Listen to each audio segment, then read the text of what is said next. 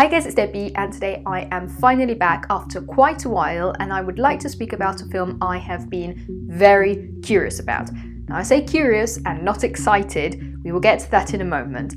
This is Dr. Sleep, the sequel to The Shining. Now The Shining is a 1980 film directed by Stanley Kubrick and easily one of the most intriguing, weird, beautiful and frightening films ever made. The story is presented in a manner which allows a lot of space for interpretation, while at the same time it throws many clues and ideas all along the way. It covers the winter a family spends at an isolated hotel in Colorado, the Overlook Hotel. This hotel closes down throughout the winter, so it needs a guardian/maintenance guy that will look after it, especially because of the harsh weather conditions that could damage the structure. Jack Nicholson plays a writer who takes on this job opportunity because of the silence and isolation the hotel environment can provide, allowing him to focus on his writing. He also brings his family with him. This means his wife and his son Danny, who eventually is the main character in Dr. Sleep. Danny at first appears as weird. He appears to talk to an imaginary friend. He sees things that others wouldn't, but it's just because he has the shining. This is a very complicated concept, but without spoilers, it's a sort of power that allows you to see beyond what regular people see, but which also allows you to perceive things you wouldn't really want to perceive. This concept is at the base of Dr. Sleep, as we meet other people who have similar powers to Danny's. In the original 1980 film, Danny's family ends up caught in a series of very frightening circumstances at the Overlook Hotel. Traumatic circumstances which end up scarring Danny, and 40 years later he is still struggling to fit into a regular life. Now at the beginning of this video I said I was curious about Dr. Sleep, but not particularly excited. This is because The Shining was, and still is, a masterpiece in the world of cinema. The acting was terrific, Jack Nicholson's character was beyond insanely frightening. The whole film is shot in a manner which makes viewers feel as if they are trapped inside the hotel, and it has many scenes which are not just plain scary character appearing, frightening event occurring, a random violent bloody scene. The most disturbing segments of The Shining are the scenes which just bewilder us. Scary characters who we would never expect, sentences we would never think of.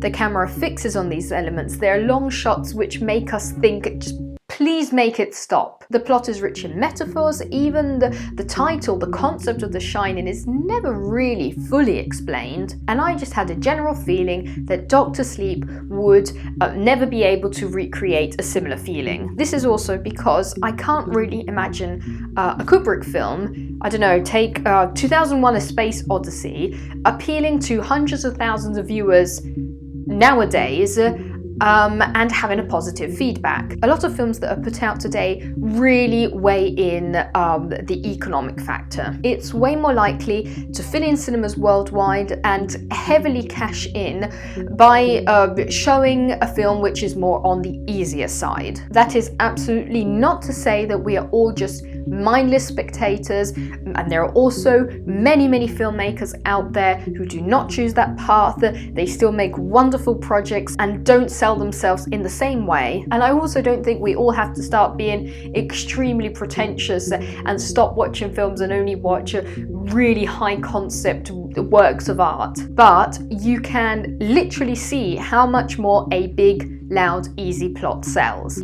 Think of any big project which actually requires you to take in the cinematography, the cultural analysis, the background of the film, the work that went into it. I'm thinking The Godfather versus any of the highest grossing films of all time at the moment. Some of the Fast and Furious films, the new Jurassic World movies. We all know what pays more as of today. Anyway, all of this is to sum up that before watching Dr. Sleep, my only thought was, how bad can they mess this up? Now, I haven't read the book, so my review will be based solely on the film, and I also will not be revealing any spoilers more than what is in the promotional material in the trailers, so don't worry if you haven't seen Dr. Sleep yet. So, after a lot of fear and confusion, I went to see the film, and I was positively surprised for the first half of it. The first concept that surprised me was that nothing was explained. There is no way of actually mindfully following the film without having seen The Shining. There are flashbacks, references that are impossible to understand without knowing Danny's past, and I really like that. This summer I went to see It Chapter 2, which was released just 2 years after the first chapter, but still half of the plot was entirely dedicated to reminding viewers of what happened in the previous film. This is something that happens so many times, even with films which can be seen without being fully up to date on the previous events. With Doctor Sleep and The Shining, that is just not the case. The Shining is so packed with information that you have to see it in order to follow the story. Any event that is connected to what happened at the Overlook, it is impossible to keep up with the story otherwise. Another concept I really enjoyed was the creepy approach the first half of the film had towards the story. A feature which reminds us of what a messed up childhood Danny had.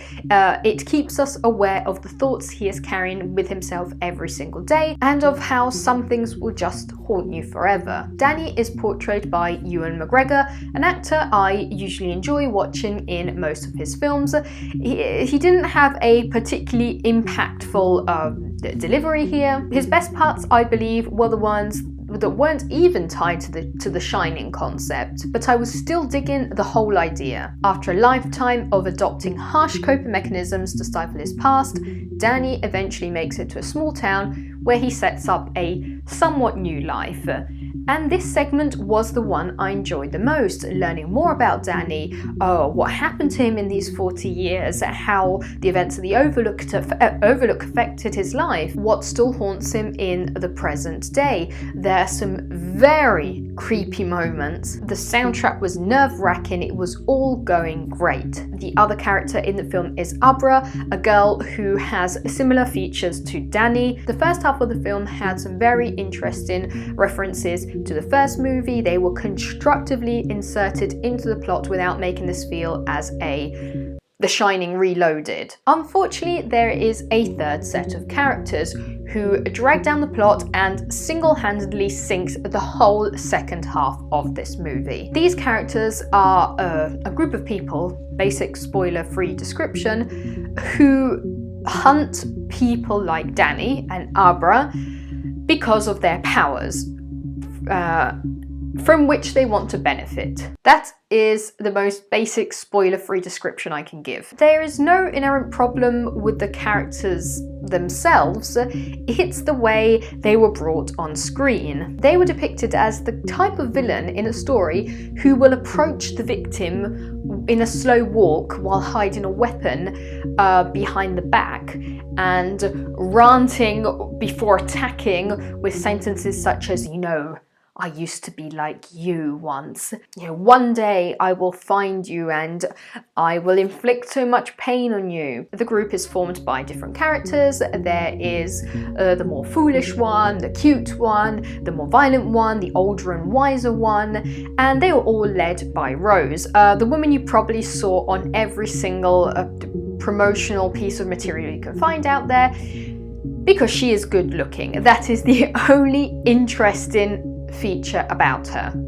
That's how bad the second half of the film was. The whole storyline concerning Rose was ridiculously simple. She represents every single stereotyped element a villain could have. Her lines were just shallow and plain boring. And the whole second half of the film, although jumping from one storyline to the other, kept on going back to her, just talking and boring us. There was nothing creepy about her, nothing we wanted to know more about her. The problem is not the character herself, but the way she is depicted, the way she interacts. If you've seen The Shining, you will know that every single character, even the ones with the smallest screen times, with the plainest features, leave us curious. We want to know more about them. They reveal just that small, weird amount of information as a bait for our curiosity. Do I want to know more about Rose? No. This idea could have been conveyed in such a better way. The dialogues could have been upgraded.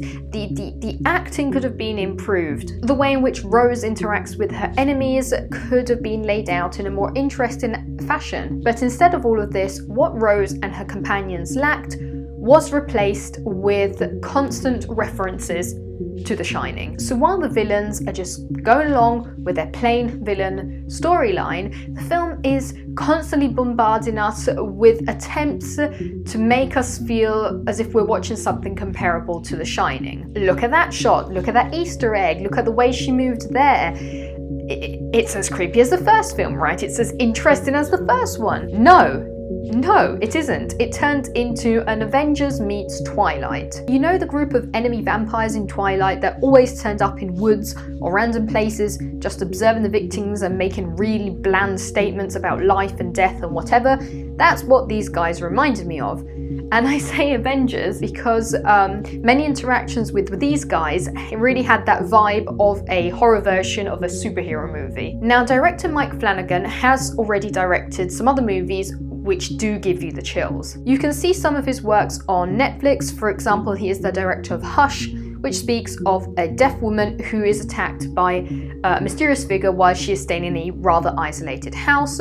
So 90% of the film is these two characters. It is totally silent. These two characters playing a hellish game of cat and mouse around this isolated mansion. He is also the director of The Haunting of Hill House, a TV series many of you have recommended and which I am currently watching. This series also has many supernatural elements combined with more gory ones. So I think that it was this experience that saved this film from being much worse, although it could have been way better. I always feel so bad when I have to heavily criticize a film when my biggest cinematic experience is probably clicking the record button on this camera. It's a little like criticizing Olympic athletes while we're sitting on the couch. But it just has to be said, this film could have been so better. And Rose is currently sitting on the podium in my brain as one of the most annoying film characters of 2019. On a more positive note, my curiosity about Dr. Sleep has been satisfied. I think it's still a good, Halloween film to watch. And also the season of films I had been eagerly awaiting to watch, like Joker, Dr. Sleep, The Irishman, it will be out in just a few days, has begun. So I am totally enjoying my winter watching these films. I am finally back on YouTube being able to speak to them about you. What? I'm finally back on YouTube to speak to you about these films. So I am most curious to know what you think about Dr. Sleep, about The Shining. What are your expectations? Have you already seen it? Let me know everything with a comment down below. I hope you enjoyed this video. If you did, make sure to subscribe and I'll see you soon. Bye.